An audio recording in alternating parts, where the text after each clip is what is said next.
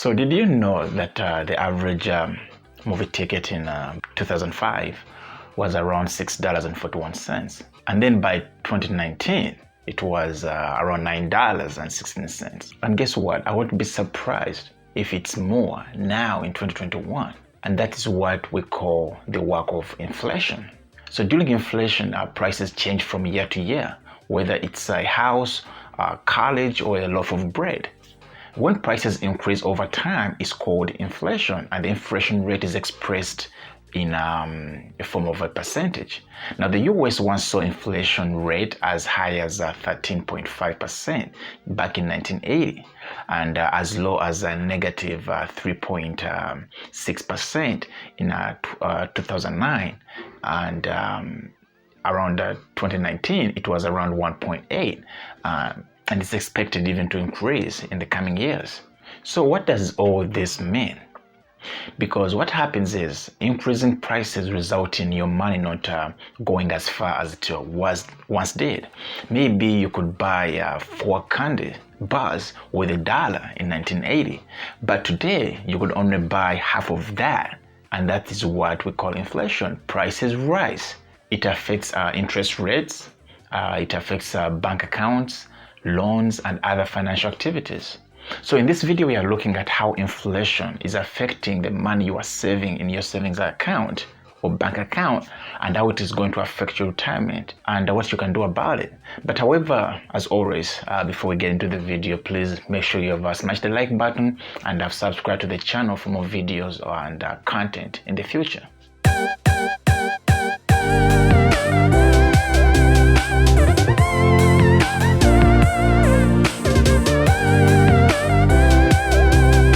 So let's begin with how inflation affects money in your savings account. So let's say you deposit $1,000 in a savings account with interest of 0.09%. Now, I know you're thinking to yourself, how can my money work for me when I'm only getting less than 1% return? Anyway, that's the price you pay for putting your money in a bank that is not working for you. Anyway, let's go back to the example. So you're putting $1,000 and you're getting 0.09%. So after a year, you have earned 90 cents in interest. Now that's a joke, because if you are investing $1,000 and you're only making less than $1 every year, how is your money working for you? You may as well put your money on the mattress. But then on the other side, inflation rate is 1.5. That's an example. What you could have bought with $1,000 now is costing $1,015 a year later. You are effectively behind $14.10 due to inflation, and even though you earned interest. So I want that to sink in. If you thought your money was safe in a savings account, better think twice. However, even though 0.09 is the national average annual percentage yield that you can earn on your money if you put it in a savings account, there are other ways you can try to beat or come close to beating inflation. Online high yield savings account and some certificates of deposit, or what we call CDs, are 2 places that you can look at. Now, for those of you who are still asking about what will happen if inflation goes up, now if inflation hits up in the coming years, you can expect a couple of things to happen. First, you're going to have less purchasing power for the money you have saved. When you save money for the future, you hope it will be able to buy at least as much as it buys today. But that is not always the case. Now, during periods of high inflation, it's reasonable to assume that things will be more expensive next year than they are today. So there's an incentive to spend your money now instead of saving it. I mean, if you think your money won't be able to buy what it's able to buy now, what's the point of saving it? But you still need to save money and keep cash on hand, even though inflation threatens to erode the value of your savings. Now, you will need more monthly spending money in cash, and it's also a good idea to keep an emergency fund in a safe place like a bank or a credit union.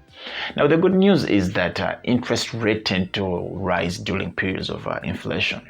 The key word here is tend, because this is not always the case, and actually it doesn't happen a lot.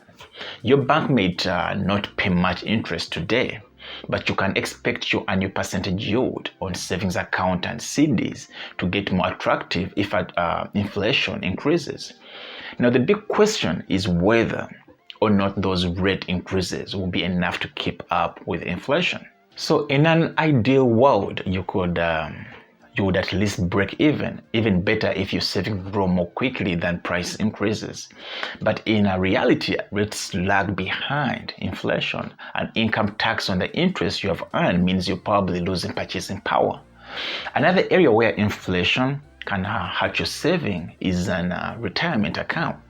Now, after all, if money becomes less valuable over time, a figure that could support your lifestyle comfortably today won't have the same buying power from now.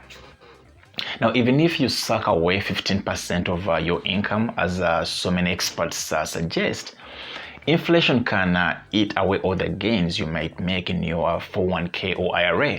Now, if your retirement account gains around 6% a year in retirement, in interest, with an inflation rate of 2% to 3% plus taxes and fees, this can leave your net return well south of that. Now, properly balancing your portfolio is a strategy used to combat the effects of inflation on your retirement accounts. Now, there are a few things you can do to try to keep ahead of it, or at least not fall behind. You need to keep options open. Right now, if you think interest rates will rise soon, it may be best way to put cash into a long-term CDs. You can use a strategy to avoid locking in at low rates, since it's hard to predict the timing and speed of future interest rate changes. The other way you can shop around. A rising rate environment will be a good time to keep an eye out for better deals. Now, some banks react with higher interest rates more quickly than others. Now, if your bank is slow, it may be worth opening another account elsewhere. Now, online banks are always a good option for earning competitive savings rates, but remember that the difference in earning needs to be significant for you to come out ahead. Now, switching banks takes time and effort, and your money may not earn you interest while moving between banks. Plus, the bank with the best rate changes constantly. The important thing is that you are getting competitive rate. Changing banks will make the most sense with particularly larger account balances or significant differences in interest rates between banks. Now, with a small account or minor rate differences, it's probably not worth your time. The other way is thinking long-term savings. Now, do some planning to make sure you have the right amount in the right type of accounts. Bank accounts are best for money that you're going to need in the near future, or 3 to 5 years. Like your emergency fund. Now, if you lose a bit of purchasing power due to inflation, that won't hurt you, because that's a small percentage of your money. And that's the price you pay for having a liquid source of emergency cash.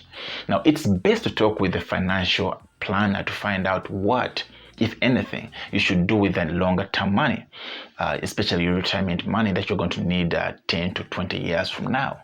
Now, that was a lot of content suck in, but I hope you find it helpful.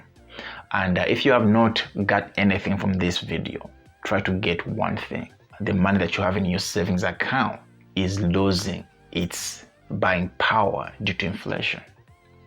Now, thanks again for watching my content. Please smash the like button and subscribe to the channel so we can reach more audience out there.